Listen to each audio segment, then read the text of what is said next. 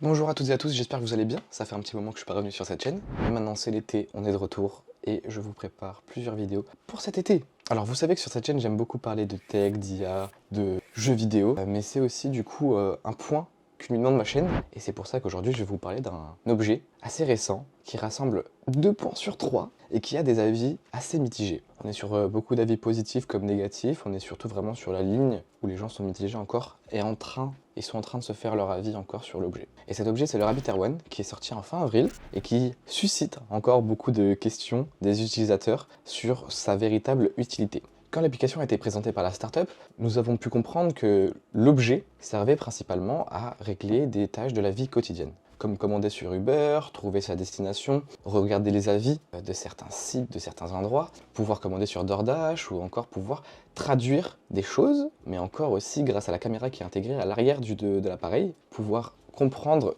quel objet nous avons à faire en face de nous, voir le prix, son histoire potentiellement, et bien sûr le nom. Donc vous avez bien compris que l'utilité de cet appareil, c'était fait pour les tâches quotidiennes. On n'est pas sur quelque chose où on peut appeler des gens, on n'est pas là pour pouvoir accéder au réseau social. Le point clé du coup de notre objet tourne principalement autour de l'intelligence artificielle. Ce modèle, par contre, n'est vraiment pas tactile. Si je dis pas de bêtises, il y a quelques manipulations que nous pouvons faire avec l'écran en touchant cet écran de 2,88 pouces de manière tactile, mais JCLU cite, plutôt que d'avoir un écran tactile sur lequel vous devez taper constamment avec vos pouces, le but du R1 est de n'interagir qu'avec lui lorsque cela est nécessaire. Lorsque vous avez besoin de la rapidité de l'IA, avec l'appareil photo pour répondre à une question, contrôler un service d'application ou identifier des objets grâce à sa vision par ordinateur, lorsque vous le faites, vous n'avez même pas besoin d'interagir avec l'écran, car vous contrôlez principalement le R1 par commande vocale.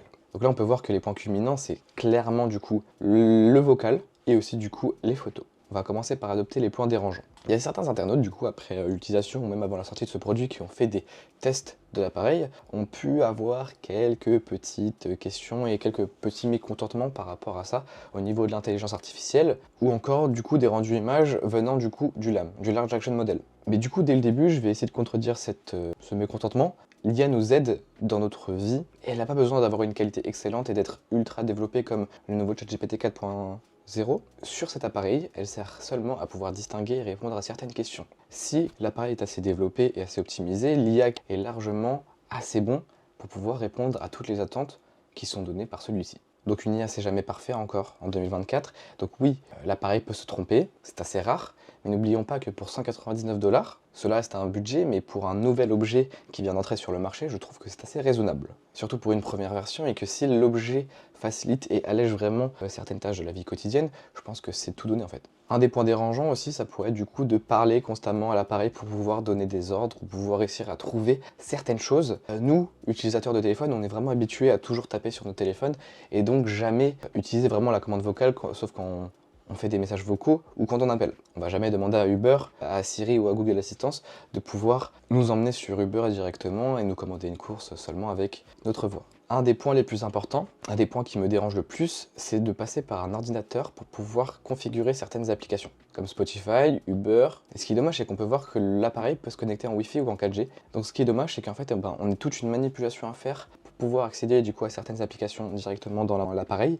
via l'ordinateur, alors que tout pourrait être stocké directement dans l'appareil quoi. Après, n'oublions pas que l'Air One, c'est comme l'iPhone ou encore tous les téléphones qui sont sortis des années et des années avant. Ceci est le premier produit fini et envoyé sur le marché. Donc bien sûr, il y aura toujours des erreurs et il pourra toujours y avoir des évolutions. C'est le but d'un appareil technologique. Bien sûr, je ne sais pas si leur projet est de remplacer totalement un téléphone à 100%, mais en tout cas, à l'heure d'aujourd'hui, ce n'est pas encore le cas. Le Rabbit Air One n'est pas un objet pour remplacer son téléphone. C'est un objet pour vous aider, pour faciliter la vie, pour pouvoir essayer d'avoir un changement aussi d'utilisation de vos écrans, mais aussi d'après les différents tests que j'ai pu voir, certaines chaînes comme Marques Brownlee ou encore Jimmy Tries the World, le son retour de l'appareil, comme pour utiliser par exemple les retours de commandes vocales ou encore sur Spotify, sont assez décevantes comparées à l'utilisation d'un téléphone où là les enceintes sont beaucoup mieux.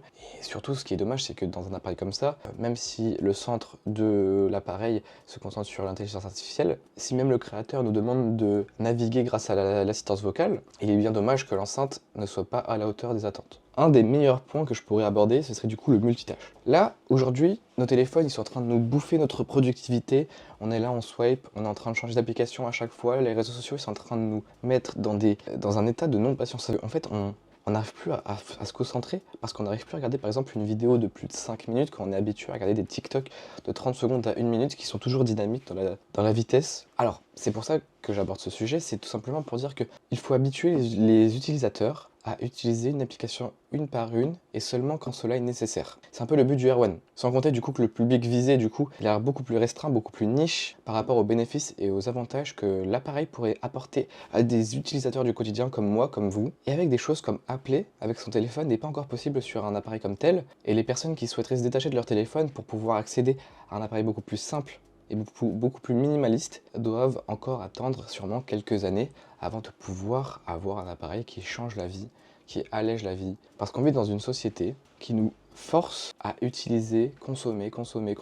Donc je pourrais comprendre que certaines personnes aient un avis totalement différent sur ce sujet-là, mais que à partir du moment où vous avez un téléphone, je vois énormément de gens qui à la base ne consommaient pas, au final vont installer certaines applications, par-ci, par-là. Parfois qui ne vont pas du tout gâcher votre vie ou encore gâcher vos journées en vous faisant perdre du temps, mais ces choses-là peuvent être évitées avec un appareil aussi simple que celui-ci. Bien sûr, en 2024, il est important d'être toujours connecté avec tout ce qui se passe malheureusement. Et donc, le but aussi d'une navigation internet, de peut-être certaines plateformes, j'en demande beaucoup sur un écran si petit, mais bien sûr, comme je vous ai dit, c'est un projet qui peut toujours évoluer, toujours s'améliorer durant les années. Un navigateur internet, je pense que ce serait aussi le minimum, surtout quand on autorise Spotify, Uber ou encore beaucoup d'applications. Pour des services comme ça, on pourrait essayer de se développer. Je pense que dans les prochaines évolutions d'appareils, un navigateur internet pourrait être intéressant. Un navigateur qui serait du coup à la hauteur de l'appareil, je demande pas un Chrome ou quelque chose vraiment d'énorme, quelque chose pour pouvoir naviguer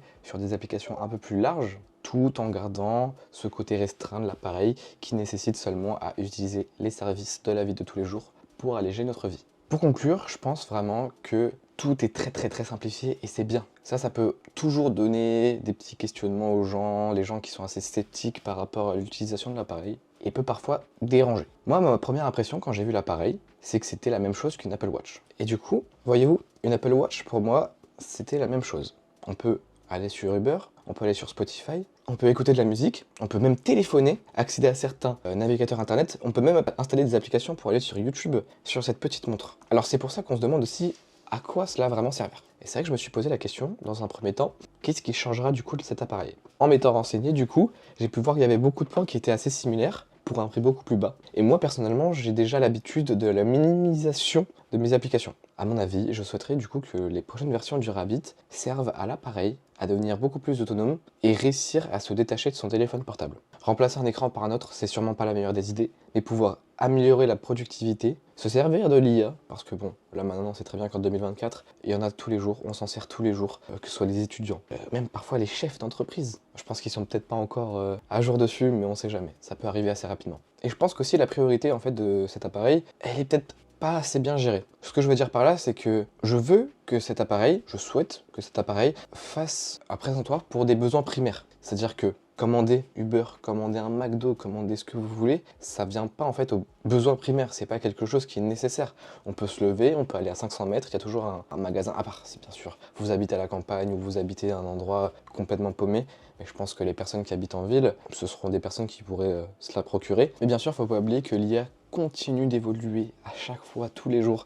Il y a encore 2 ans, on était que sur les premières versions, et maintenant, aujourd'hui, on est sur des choses qui sont incroyables, avec des milliards et des milliards de données qui sont collectées pour pouvoir répondre à nos questions, à créer des images, des vidéos, pouvoir nous aider à faire des PowerPoint, même pouvoir essayer de trouver des choses, peut-être en architecture, etc., des modélisations 3D. L'IA est déjà énormément représentée. Alors imaginez, du coup, dans le Large Action Model du Rabbit Air One, je pense que si les priorités, et si tout est bien codé pour pouvoir arriver un LAM qui est abouti pour pouvoir répondre aux besoins spécifiques des utilisateurs, je pense que cet objet pourrait devenir un des objets les plus utiles de la vie quotidienne. Là encore, on est encore sur une pleine évolution. Quand je vous ai parlé de traduction tout à l'heure, bien sûr, il y a toujours des erreurs, il y a toujours des petits points, tous les mots ne sont pas reconnus, les mots ne sont pas très bien traduits, les phrases ne sont pas très bien traduites. Cette version est présente sur le marché, mais elle est aussi présente pour comprendre aussi la vie des utilisateurs. Elle est là pour être améliorée. Les constructeurs l'ont bien compris, l'entreprise l'a bien compris. Il y a beaucoup de défauts, que ce soit à l'extérieur ou à l'intérieur, au niveau de la navigation, au niveau du LAM,